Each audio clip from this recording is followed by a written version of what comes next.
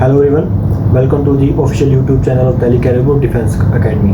मैं रोहित। आज हम मिलने वाले हैं चिन्मय के साथ। चिन्मय एक वो स्टूडेंट है जिन्होंने अभी जो आपका 01/2021 का एनडीए का रिजल्ट आउट हुआ है उसमें उन्होंने अपने रिटन एग्जाम को क्लियर किया है। अब वो तैयारी कर रहे हैं अपनी एसएसबी की डीसीजी डिफेंस एकेडमी के साथ ही। सो आज चिन्मय से बात करके ये जानेंगे कि उन्होंने कैसे अपने आप को इस एग्ज़ाम के लिए प्रिपेयर किया, एकेडमी की तरफ से उनको क्या हेल्प आउट मिली, कौन कौन से सब्जेक्ट्स के ऊपर उन्होंने ज़्यादा ध्यान दिया और इस बार जो एनडीए का एग्ज़ाम हुआ है उसका लेवल क्या रहा था। क्योंकि कहीं ना कहीं ये सेशन उन स्टूडेंट्स के लिए काफ़ी इंपॉर्टेंट है जो जिनका टारगेट एनडीए 2 2021 का है, और ये सेशन कहीं ना कहीं आपको ज़रूर हेल्प आउट करेगा अपने एग्ज़ाम को आप प्रिपेयर करने के लिए और किस तरह से अपने सब्जेक्ट्स को आप इम्प्रूव कर सकते हैं ताकि अपने रिटन एग्ज़ाम को आप क्लियर कर सकें। तो चलिए शुरू करते हैं और मिलते हैं चिन्मय से। First of all Chinmay, many congratulation कि आपने अपने एनडीए पर रिटन एग्जाम हुआ है, आपने उसको क्लियर किया है। और पूरी एकेडमी की तरफ से मैं बहुत सारी बधाई देता हूँ। तो सबसे पहले तो चिन्मय थोड़ा सा हमें अपने बारे में आप बताइए कि आप कहाँ से बिलोंग करते हैं और आपकी फैमिली में कौन कौन है। Thank you sir. मैं दिल्ली से बिलोंग करता हूँ और मेरा बर्थ नागपुर में हुआ था, तो वैसे मैं महाराष्ट्रियन हूँ। और दिल्ली में मैं मतलब बचपन से दिल्ली में हूँ और बिरला विद्या निकेतन में पढ़ा हूँ बचपन से। और 10th में मैंने सोचा था कि मैं इंडिया का पेपर दूंगा, और जैसे ही 12th क्लास शुरू हुई थी तब मुझे इतना पता नहीं था कि 11th में भी इंडिया दे सकते हैं। पर जैसे ही 12th क्लास शुरू हुई थी वैसे ही मैंने डीसीजी में अप्रोच किया था क्लासेस के लिए। तो चिन्मय, जैसे आपको पता है कि एक एक बिल्कुल यंग एज होती है स्टूडेंट्स के लिए, ठीक है। बहुत सारे कैरियर कैरियर अपॉर्चुनिटीज होती हैं लाइफ के सामने, आप किसी को भी अपना कैरियर चुन सकते थे, पर डिफेंस सेक्टर ही क्यों? क्यों आपने मतलब डिफेंस सेक्टर ही चुना? ऐसा क्या रीजन रहा है आपका? सर डिफेंस में मेरा बहुत टाइम से इंटरेस्ट था, मतलब बचपन से ही मैं काफ़ी सारी मतलब मूवीज़ कह लो या स्टोरीज़ हो गई वो सब सुनता था। और बचपन से ही मतलब मॉम डैड घर पे जो हमारे फ्रीडम फाइटर्स वगैरह रहे हैं और एंशियंट जो वॉरियर्स रहे हैं जैसे शिवाजी और महाराणा प्रताप, इन सब की स्टोरी सुनाते थे, तो मुझे हमेशा से थोड़ा मतलब कि देश के लिए कुछ काम करने का जुनून था शुरुआत से। मतलब फैमिली की तरफ से पूरा मोटिवेट थे कि आपको सिर्फ डिफेंस सेक्टर में ही जाना है। Yes sir. सर मुझे फैमिली में कभी ऐसे नहीं बोला कि डिफेंस में जाना है, बट वो इनकलकेट हुआ और उन लोगों ने फिर सपोर्ट किया मुझे। ठीक है। तो मीन्स ये कह सकते हैं कि आपको आपके जो आपने अपना एक पाथ चुना था लाइफ के अंदर, आपको आपकी फैमिली ने पूरा सपोर्ट किया है उसके लिए। हाँ, ठीक है। ज़रूर। कि मैं एक चीज़ आपसे ये पूछना चाहता हूँ कि आपकी फैमिली में आपसे पहले भी कोई डिफेंस लाइन के अंदर गया है या फर्स्ट शो? मेरे मामा जो है वो डिफेंस में है। मतलब मेरे डैड की तरफ से पहला ही है जो मैं डिफेंस में जाऊँगा। आपके फादर क्या करते हैं वैसे जिनमें? सर मेरे फादर एक चार्टर्ड अकाउंटेंट है। He is at the post of CFO. ठीक है। तो सचिन, में थोड़ा-सा आपके एग्ज़ाम के बारे में बात करते हैं। तो कैसे आपने अपनी मतलब ये जो एनडीए की जर्नी थी, जैसे आपने बताया आपने 10th के बाद ही डिसाइड कर लिया था कि आपने अपने एनडीए के एग्ज़ाम को स्टार्ट कर रहे हैं। तो आपने दिल्ली कैरियर ग्रुप को कब मतलब जॉइन किया था अपने एग्ज़ाम की प्रिपरेशन के लिए? सर 11th के जो फाइनल पेपर थे उसी के बाद मैंने स्टार्ट करना शुरू किया था, डीसीजी को अप्रोच किया था।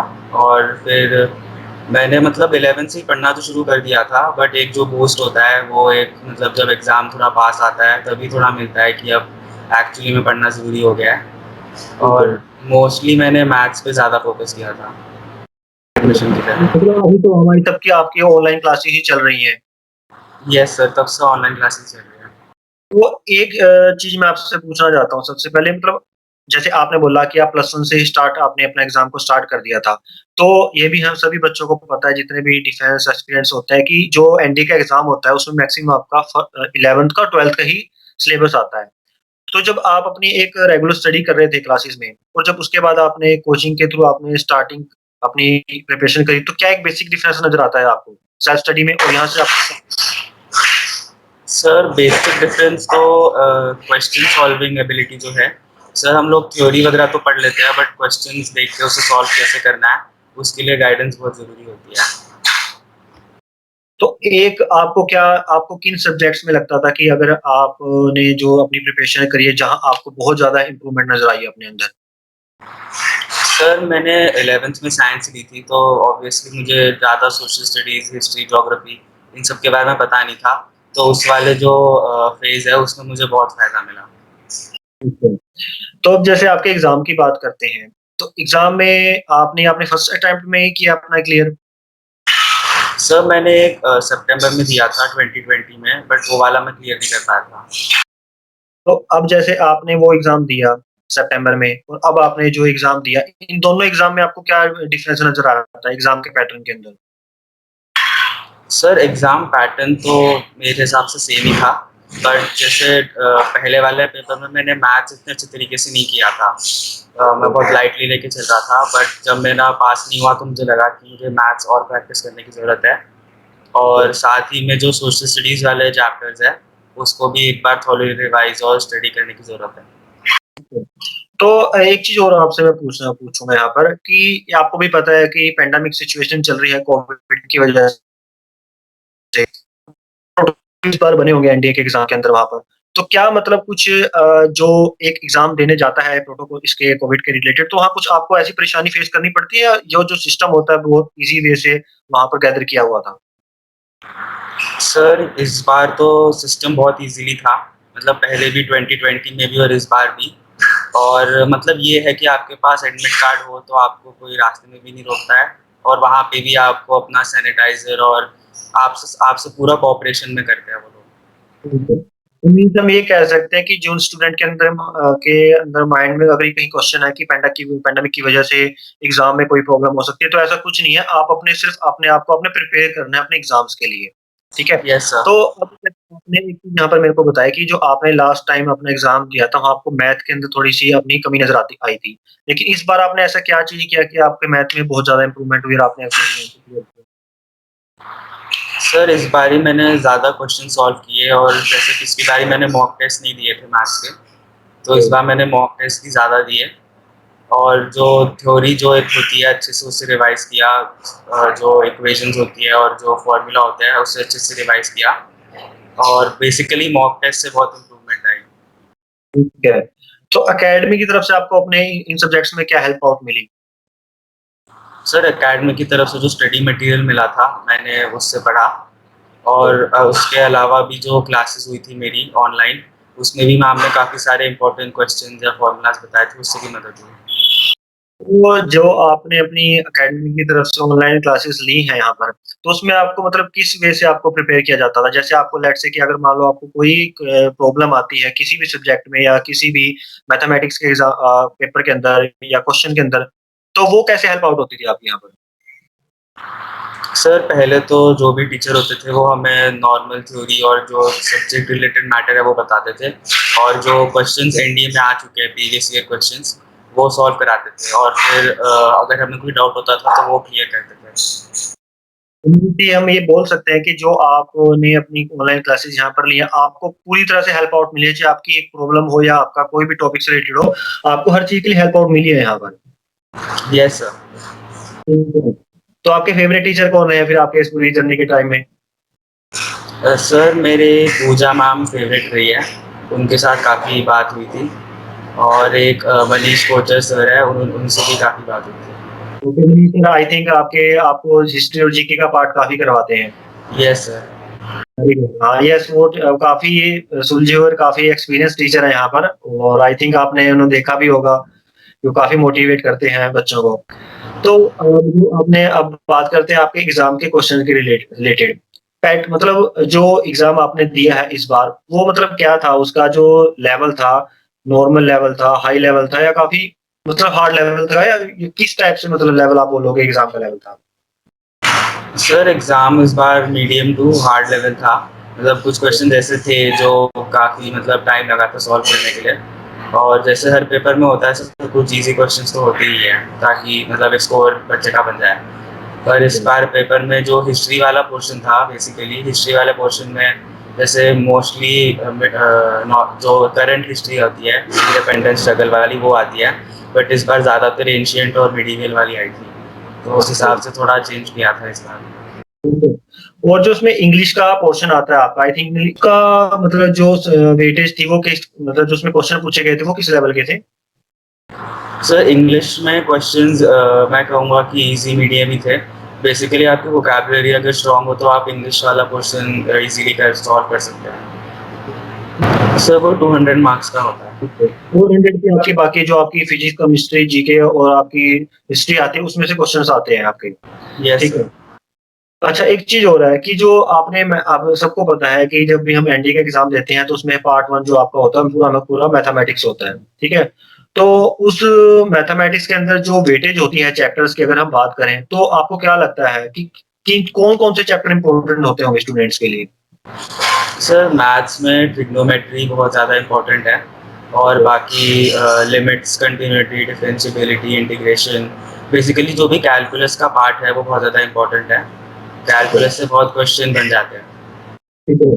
अच्छा, एक चीज़ और आपसे पूछूँगा यहाँ पर कि अगर हम जैसे हम मैथमेटिक्स को प्रिपेयर करते हैं, आपको क्या लगता है कि जैसे अब देखे जाए तो प्लस 1 प्लस 2 में काफ़ी जो मैथमेटिक्स है उस लेंथ भी काफ़ी होती है, काफ़ी बड़े-बड़े क्वेश्चन होते हैं। क्या पर्टिकुलर अगर हम शॉर्ट ट्रिक्स को फॉलो करें मैथ के लिए, उनके अगर फॉर्मूला बेसिस को अगर लर्न करें, तो क्या स्टूडेंट ईज़ी वे से अपने मैथ को इस क्वेश्चन को सॉल्व कर सकता है एग्ज़ाम के लिए? सर शॉर्ट ट्रिक्स हमेशा काम आती है क्योंकि पेपर जल्दी करना होता है, कम टाइम में काफ़ी क्वेश्चंस करने होते हैं। बट कुछ क्वेश्चन जैसे होते हैं जिसमें थोड़ा कन्वेंशनल मेथड यूज़ करना पड़ता है। तो मैंने तो बेसिकली पहले अपनी एनसीईआरटी एक बार अच्छे से सॉल्व की थी और एनसीईआरटी के अलावा मैंने जो स्टडी मटेरियल था मेरे पास और जो प्रीवियस ईयर क्वेश्चंस थे एनडीए के, वो सारे सॉल्व किए थे। ठीक है। तो क्या ऐसा भी होता है कि जो कुछ क्वेश्चन ऐसे होते हैं जो लेंथी भी आते होंगे एनडीए के एग्ज़ाम में, या सिर्फ़ जो क्वेश्चन ऐसे क्वेश्चन होते हैं जो आप शॉर्ट ट्रिक से सॉल्व कर लेते हो? सर लेंदी क्वेश्चंस भी आते हैं। मोस्टली जो क्वेश्चंस होते हैं 50% वो शॉर्ट ही होते हैं क्योंकि ठीक एमसीक्यू है। बेस्ड पेपर है, बट लेंदी क्वेश्चंस भी काफ़ी आते हैं। ठीक है। तो चिन्मय, मैं आपसे इन द एंड एक ही चीज़ पूछना चाहूँगा कि जैसे अब आपने एक पूरी प्रिपरेशन करी है अपनी, वो बहुत सही चीज़ आपने बताई कि पहले जब आपने एग्ज़ाम दिया तो कुछ कमी की वज़ह से वो नहीं आप कर पाए। बट वही बात है, आपने हार नहीं मानी, आपने अपने आप अपनी कमियों को पहचाना वहाँ पर। जो भी आपने बताया कि आपको अपने अंदर कमी महसूस हुई कि मेरे मैथ को पार्ट कम है। नेक्स्ट टाइम आपने उसको बहुत ज़्यादा इम्प्रूवमेंट करी और नो डाउट आपने उसी बारी में अपने एग्ज़ाम को भी क्लियर कर लिया। बहुत सारे ऐसे स्टूडेंट्स होते हैं, आपको आपने भी देखा कि बहुत सारे स्टूडेंट एग्ज़ाम को देते हैं, बट कहीं न कहीं वो अपने एग्ज़ाम को क्लियर नहीं कर पाते हैं, काफ़ी टाइम अटेम्प्ट के बाद भी। तो सबसे पहले मेरा ये आपसे पूछना है कि उन स्टूडेंट्स के लिए आप क्या राय दोगे अपने एक्सपीरियंस से कि आपने कुछ ऐसा अलग किया कि आपने अपने एग्ज़ाम को क्लियर किया? उन सभी डिफेंस लवर्स के लिए एस्पिरेंट्स के लिए आपकी तरफ से क्या मैसेज है? सर मैं तो इतना ही कहूँगा कि कॉन्फिडेंस रखना बहुत ज़रूरी है अपने आप में, क्योंकि पढ़ाई सर सभी करते हैं। वो पेपर के दिन आपका कैसा कॉन्फिडेंस रहता है, आपका प्रेजेंस ऑफ माइंड कितना चलता है, उस पे डिपेंड करता है। और सिर्फ बाकी एक फिक्स शेड्यूल अगर कोई बना ले अपने लाइफ में कि इतने से इतने घंटे हमें पढ़ना है, क्योंकि एनडीए जैसे पेपर में हमें काफ़ी सारे सब्जेक्ट्स पढ़ने होते हैं और प्लस फिजिकल एक्टिविटी भी करनी होती है, हम सिर्फ पढ़ नहीं सकते। तो इसलिए अगर शेड्यूल बना ले तो काफ़ी अच्छा रहता है उससे। तो आपको कहने का मतलब एक तो सेल्फ कॉन्फिडेंस, दूसरा शेड्यूल अगर आप प्रॉपर करके चलते हो तो आप इजी वे से अपने एग्ज़ाम को क्लियर कर लोगे, ठीक है। और अब जैसे आपने अपने रिटन को एग्ज़ाम को क्लियर कर लिया है, तो अब आगे की क्या प्रोसेस है आपका? सर आगे एसएसबी के लिए मैंने अभी डीसीजी को ही वापस अप्रोच किया है और एसएसबी के लिए जो ओएलक्यूज होते हैं, ऑफिशियल क्वालिटीज़, उसके बारे में अभी मैं मतलब जैसे इंट्रोस्पेक्शन हो गया कि क्या वो क्वालिटीज़ मेरे में है कि नहीं, और उसके बारे में जो पूरा प्रोसीजर होता है उसके बारे में थोड़ा मैं पढ़ रहा हूँ और उसके हिसाब से अपने आप को प्रिपेयर कर रहा हूँ। ठीक है, बिल्कुल सही कहा कि आपने हम यहाँ पर जो आपकी अकेडमी आपको एसएसबी के लिए भी प्रिपेयर करती है। तो सिर्फ़ मेरा लास्ट क्वेश्चन आपसे ये है कि अगर आपसे एक जनरल मैं बात पूछूँ कि सेल्फ स्टडी नो डाउट करना बहुत ज़्यादा ज़रूरी होता है, बट अकेडमी की तरफ से अगर जैसे आपने अपने आप को प्रिपेयर किया, तो क्या आप ये चीज़ बताओगे कि स्टूडेंट को सेल्फ स्टडी के साथ-साथ जैसे ऑनलाइन कोचिंग आपको मिली है, क्या ये इसको प्रेफ़र करना चाहिए? सर प्रेफर करना चाहिए क्योंकि सेल्फ स्टडी सर हमें लगता है कि ठीक है हमें आता है अब, बट सर जब हम ट्यूशन जाते हैं या कोई क्लास लेते हैं तो क्वेश्चन को कैसे अप्रोच करना है, कैसे स्टार्ट करना है और बाकी भी बहुत सारी चीज़ें पता लगती हैं। बिल्कुल सही बात। मैं आपकी इस बात से बिल्कुल एग्री करता हूँ कि कहीं न कहीं आपको ये पता चल जाता है कि हमें क्या पढ़ना है और कितना पढ़ना है। और जब हमारा एग्ज़ाम होता है तो हम उस क्वेश्चन को किस वे से सोल्व करें, या जैसे कि आपने बोला अप्रोच होना बहुत ज़्यादा ज़रूरी है। तो अपनी तरफ से आप क्या मैसेज देना चाहोगे आप अपनी तरह के ही स्टूडेंट्स को जो अपने आप को प्रिपेयर कर रहे हैं एनडीए 2 2021 के लिए? सर मैं इतना ही कहूँगा कि सबको ऑल द बेस्ट, और पढ़ते रहिए और कॉन्फिडेंट रहिए, क्योंकि मतलब ये बहुत बढ़िया फील्ड है जाने के लिए। और अगर आप में वो है उसे पार करने की आपकी चाह है तो आप आराम से कर सकते हैं। और एकेडमी के लिए आपका क्या मैसेज है?